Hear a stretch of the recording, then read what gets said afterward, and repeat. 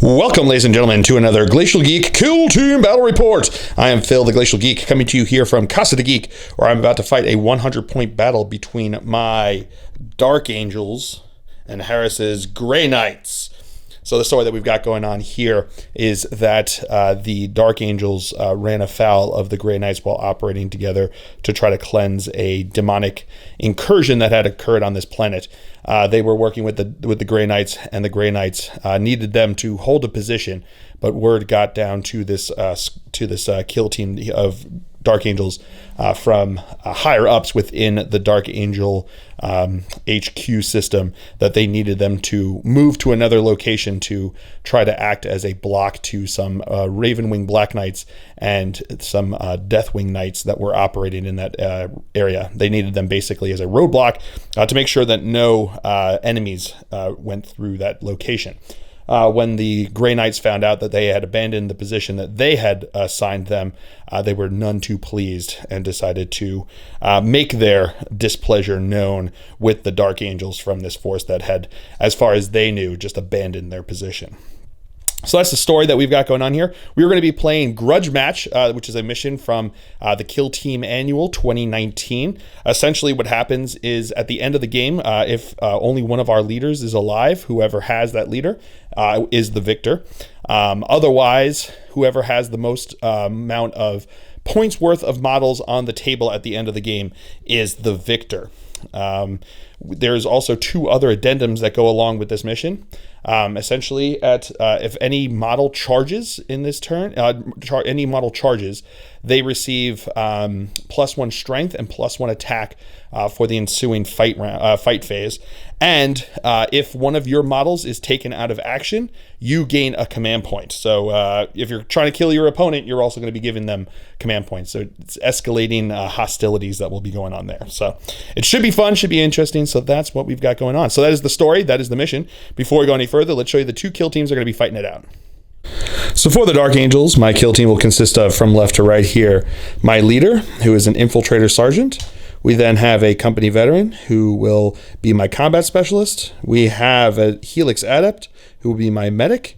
And we have an eliminator who will be my sniper. We then have an intercessor sergeant and an intercessor to round out the team. And for the Grey Knights, his kill team will consist of, from left to right here, a Justicar with a Force Halberd as his leader. We then have two Grey Knights, one with a Nemesis Force Sword and one with the Force Halberd, will be combat and zealot for their specialisms. And then we have a gunner with a side cannon who will be the heavy specialist, and a gunner with a silencer. So going over deployment, I've got my eliminator over on the side over here, my sniper specialist. He has forward or concealed positions, which allows him to deploy anywhere on the battlefield more than 9 inches from the enemy deployment zone. Same thing with my leader being an infiltrator over here. He did the same. I then have my two intercessors, an intercessor sergeant and regular intercessor, and then my company veteran and my medic over on here. Going over deployment for the Grey Knights, we have his leader back over here, along with his regular gunner without the specialism over here. We've got his heavy specialist back over here, his zealot specialist right behind the wall over there, and inside over here, we've got his combat specialist. So that is going to be the deployment. We will now roll off to see who has initiative going into round 1. 6. I rolled a 9. My opponent rolled a 6, so we'll come back to you after movement phase for the Dark Angels. Movement phase for the Dark Angels here on turn 1. My sniper readied himself. My leader readied himself. My medic moved up around the corner there. But before he did, I spent 1 CP at the beginning of the movement phase for Stim Shot, which is a medic specialist stratagem. Essentially, because this model was within 2 inches of him at the start there, I spent 1 CP. He gets +1 inch to his advance and charge rolls, and he'll also have +1 attack until the end of the battle round. And then my two guys up here advanced up onto the building, trying to get some high ground over here. And now my combat specialist is going to charge into his combat specialist. So my opponent spent 1 CP on Cybolt ammunition, which gives him, what is it, +1 strength, +1 AP. +1 strength and +1 AP. So these are going to be hitting on 6s. Nothing. No, nothing there. Worth a shot. Worth a shot for sure. So I am just under 9 inches away from him, which means I would need an 8-inch charge, but now I need 7 on the dice because of that +1 from Stim Shot. Getting it with a 7. All right, movement phase for the Grey Knights. His 2 gunners readied themselves. His leader advanced up around over this way, rolling a 1 for his advance, so we only got a 7-inch move there. His combat specialist is locked in combat over here, and now his zealot specialist is going to charge around the corner there into my combat specialist. And with a 10, he will certainly make it in. All right, so into the psychic phase, we're going to start with his combat specialist back over there, casting Cybolt into my combat specialist as well. Leading an A5, that goes off there, so it's going to be a mortal wound. So let's see if he is out of action. On a 3, he takes a flesh wound. And then the zealot specialist is going to cast Cybolt. That does go off. Injury roll +1. Oh, and he is out. And now my eliminator over here is going to start us off in the shooting phase. He is going to fire into his silencer dude bro over here who readied. I'm going to be using the executioner round. In kill team, that is strength 4, AP -2, D3 damage. On a 6, it will cause a mortal wound in addition. So here we go. He is going to be hitting on 4s because he is obscured, does not suffer the penalty for long range. No, I'm going to spend a CP to reroll that. I did get an extra CP since I had my combat specialist taken out of action. That's a hit. Looking for a 4 to wound. That is a wound. Looking for a 5 up. No, that's going to go through. Are you going to spend a CP on that one? Going to spend a CP. No, still not enough. So it's going to be D3 damage. Oh, for 1 damage. So is he going to be out of action? On that 6, he is. All right, so now my opponent is going to use his heavy specialist over here to fire into my medic specialist with his psi cannon. He's over half range, so he's going to have 4 shots hitting on 5s, but my opponent's going to spend the CP that he just got for losing his other gunner to allow him to shoot an extra more bullets here. So he's going to be hitting 5 shots. Yeah, it's going to get 1 hit. That might be all you need, though. 3 to wound, though. Yeah, it's going to be a wound. AP minus something. 1 second. AP -1, looking for a 4 up. No, with that 1, he's not going to be there. But what's only 1 damage each? Oh, so he takes 1 damage. And now my leader is going to fire into his combat specialist back over there. 2 shots because he's in half range, but he's going to be hitting on 4s because of being obscured. That is going to be 1 hit. Marksman bolt carbine that he has there would have been an auto wound on a 6, but no such luck here. So strength 4, 4s to wound. That is a wound. AP nothing, so 3 up save. No, that's going to go through. Let's see if he's out of action. Whoa, out of the table. And on a 5, he is. And now my medic is going to fire into his leader over here. 2 shots hitting on 4s because he's obscured. That's going to be 2 hits. No auto wounds, though. Wounding on 4s. It's going to be 1 wound. 3 up save. He's good. All right, so that's going to be it for round 1 here because he killed my 1 guy that was in combat with him over there. So that's going to be a no one else can shoot since his other guy that's over here charged, so therefore cannot shoot. And that's going to be it. So we will come back to we don't have roll to see who will have initiative going into turn 2. I rolled a 7, my opponent rolled a 4, so we'll come back to you after movement phase for the Dark Angels here on turn 2. All right, so movement phase for the Dark Angels here. My sniper specialist readied, as did my leader, as did my medic, and then these 2 guys moved up into position to get some line of sight. So that's going to be it for movement phase for the Dark Angels. Come back to the Grey Knights. All right, so his gunner back over here readied himself, and now his zealot specialist is going to charge into my guys over here. They cannot see him through that door, that floor there, and at 8 inches he'll get in. And now his leader is going to charge into both these guys and into my medic, who will fire Overwatch here. So 2 shots hitting on 6s, getting no hits there. So his charge distance at 10 inches he's in. Into the psychic phase, he is going to cast Cybolt into my intercessor over here. And on a 6, he'll do it. He'll take a wound. And now his heavy guy is going to cast him into him. And on a 6 it will, so let's see if he's out of action. On a 5 he is. Starting off the shooting phase, my sniper here is going to fire into his Dubro over here with the execution round. So hitting on a 4 because of obscurant. On a 4, that's a hit. Strength 4, looking for a 4 to wound. That's not a wound. I'm going to spend a CP to reroll that. Into a fill phase, which actually does a mortal wound. So let's see if he is out of action with that, because that goes straight down there. That takes account there. And with a 4, becomes a 3 because of the obscurement there. And now his heavy specialist back over here is going to fire into my sniper. He is actually going to be -2 because he's got a camo cloak, and -1 because of range. So he's going to be hitting on 6s. But my opponent's going to spend 1 CP on more bullets here. So looking for 6s. Oh, getting a hit. Looking for a 3. Looking for a 3 to wound. No wound. All right, so into the fight phase. I'm going to spend 2 CP for Decisive Strike, which will allow my Intercessor Sergeant over here to attack into his dude bro here. So I'm going to have 3 attacks. These are going to be hitting on 3s. That's going to be all hits. Wounding on 4s. Oh, I'm going to spend a CP to reroll one of those. Oh, no, I don't have any CP. I'm all out of CP. Oof. Now the Zealot's going to strike back into my guy over here. So he's going to have 1 base plus 1 for the charge because he's Zealot, and then +1 because of the mission, which is pretty brutal here. So it's 3 attacks here, hitting on 3s. That is going to be all hits. +1 strength because of Zealot, so wounding on 3s. That is going to be all wounds there. These are AP -3 because it's a 4. Oh, Force Halberd is -3. 1 second. Sorry, -2 because of the Force Halberd. So these are going to be looking for 5 up saves. And I made one of them. So the first one does D3 damage, doing 1 damage, and then the next one does D3 damage, doing 1 damage as well, but that will be enough to take him down to 0. So 1 die in the injury roll, and a 3 takes a flesh wound. Going to spend a CP on that roll. Into a 5, he's out. And now his leader is going to attack into my medic. That's going to be 2 hits because he gets the plus. Oh, 1 second. 1 more attack because of the mission since he charged. That's going to be 3 hits there. Wounding on Halberd's going to give him +1 strength there. So that's wounding on 3s. That's going to be 2 wounds. AP -2. So looking for 5 ups. I make 1, fail 1. So the damage. 2 damage. That's going to take him down to 0. Injury roll, and he's out.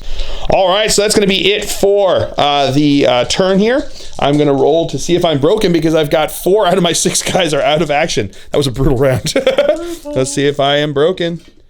On a 4, I am good to go, and no one has any flesh wounds on my side, so we are done with the morale phase. So we're going to roll now to see who has initiative going into turn 3.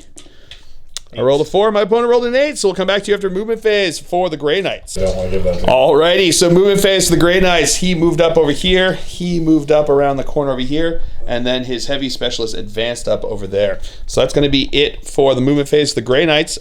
Movement phase for the Dark Angels is going to be easy as well. I'm just going to stay still where they are there. So that's going to be it for the movement phase. We'll come back to you with the psychic phase. All right, so starting off, his leader here is going to use spend 2 CP for psychic channeling, and he's going to roll 3 dice for his Cybolt here, taking the 2 highest. He is going to be casting it onto my leader over here. So 3 dice. That's 6, and that 3 will do a 9. So that will be a smite there. So he will take a wound, and then his Zealot's going to do the same thing. That's going to go off, so he will be down to 0 there. So roll it. On a 1, he takes a flesh wound. All right, my opponent's going to spend a CP to reroll that, and he does. 4. Yes, he's out of action. And I'm going to spend 3 CP to have my leader just take a flesh wound with death denied. So it's 3 CP now, and that it's really good. It's up. They upped it to 3 CP with the Kill Team annual book there. So 3 CP. He's still alive, so I don't automatically lose if I can't kill his leader, which is pretty important. But I'm down to 2 CP. I got all those CP because he kept killing all my guys. So, so there we go. Those 3 guys that you killed added up to him being able to use that. So there we go. That's what they did. They sacrificed themselves for the leader. All right, so into the shooting phase. My sniper specialist is going to use the 1 CP for his careful aim there, giving him +1 to hit. So he is going to fire into his leader with execution around here. So would be hitting on 4s because of obscurement, but +1 means he's hitting on 3s. That is a hit. Wounding on a 4. Whoa, throwing dice all over the place. I'm going to spend a CP to reroll that because I've got the 1 left. Into a 4, that's a wound. AP -2, 5 up save. No, that's going to go through, so D3 damage. 2 damage. So let's roll to see his injury roll. And on that, whoa, one fell off the table. That 4 would be, yeah. And with that fill face, he's out of action. Woo! And now my leader is going to fire into his zealot up here. 2 shots hitting on 3s. That's going to be 2 hits. That 6 is a wound already. And then because of his marksman thing, and that's a wound as well. So that's going to be 2 wounds, AP nothing, 3 up saves. Makes them both. And now his zealot's going to shoot back at my leader over here, hitting on 4s. That's going to be 1 hit. No wound. And my opponent's going to use the CP that he gained by losing his leader there to re-roll that. No! 1 into a 1. I've got a t-shirt you may want to look into. 7. Alrighty, so that is going to be the end of the turn there. We now have, both of us have to roll to see if we are broken. So my opponent will go first, looking for a 7. He's good there. I've got an 8 because I still got my infiltrator sergeant over here. Oh no, and I am broken. Oh, so I got to do nerve test now for them over here. So I've got 4 guys out of action, so 4 plus, and 1 flesh wounded. So we got 4 out of action. Plus 1, he's good to go. And then my sniper is going to be, he's going to be nerved. So he's going to be shaken over here. Not great. Not great. So let's roll to see who has initiative going into the 5th round here. Or 4th, 5th? 11. 5th round. I've got 11 to my 5. So I believe Grey Knights are going to go first. All right, so movement phase. His heavy moved up over here, and then his zealot is going to charge into my leader. I'm going to fire Overwatch over here, looking for 6s. No hits there. So his charge distance, looking for a 10-inch charge. No, will not make it. Alrighty, so that's going to be it for the movement there. I am just going to ready with my leader over here. He is shaken. So now we are going to roll to see. He's going to go into psychic phase. So we're going to go with his zealot first over here. On a 4, will not make it. Going to spend a CP to re-roll that. My 1 CP. It's 1 CP he gets here into a 6. So that will be a wound. Plus 1 to this roll. 2 becomes a 3. He takes a 2nd flesh wound. And the other side bolt from his heavy specialist into me over here. That will go off. Plus 2 to this. That is out of action. All right, so into the shooting phase. My leader is dead, the only guy that was ready. So now his heavy specialist is going to fire into my sniper over here. He's going to be hitting on 5s because he's -2 because of obscurement, but he's within half range. That is going to be 1 hit. That is a wound. AP -1 or 2, 1. No, on a 1 it's not. I'm going to spend a CP to reroll that. Actually, it's 1 damage. I'm gonna take that, I think. Yeah, I think I'm gonna take that. All right, so that's gonna be it. I am broken. Let's see if my opponent is broken. Yes. On a 9, he is as well. So we'll have to take. Well, I'm gonna spend 1 CP to auto pass my guy over here, and then we have to roll for you. Do you want to? You have no CP left. So 4s or less. Because you have 3 guys out, so he needs 4s or less. So we're gonna start with the front zealot over here. He's good to go, and then the heavy specialist is not going to be good, so he is going to be nerved over there. Yep. All right, so now we're going to roll to see who. Roll 1d6 because it might have ended over here. On a 2, it does. So we're going to figure out who is the winner. We completely forgot about and they shall know no fear over here. So he gets to re-roll that one for his leadership over there into a 3, 3, 4, 5, 6. He's okay. He's alive. And ladies and gentlemen, that makes a big difference because that's the end of the game. If there's leaders alive there, if there are lives there, if there are leaders left on the board, whoever has a leader is the winner. Otherwise, it comes down to points on the board that are still alive and not shaken. With that guy being shaken, his zealot is worth 18 points, and my sniper, my eliminator, is worth 18 points. It would have been an exact tie, but because of that reroll over there, he gets to be alive, and we are. It is going to be a Grey Knights victory as they come up here. I imagine he just scoots off the edge of the table there to go back to whoever's left to let them know what the Grey Knights have done here. They've exacted their revenge for what they viewed as a disrespectful dereliction of duty. But man, that was a ton of fun.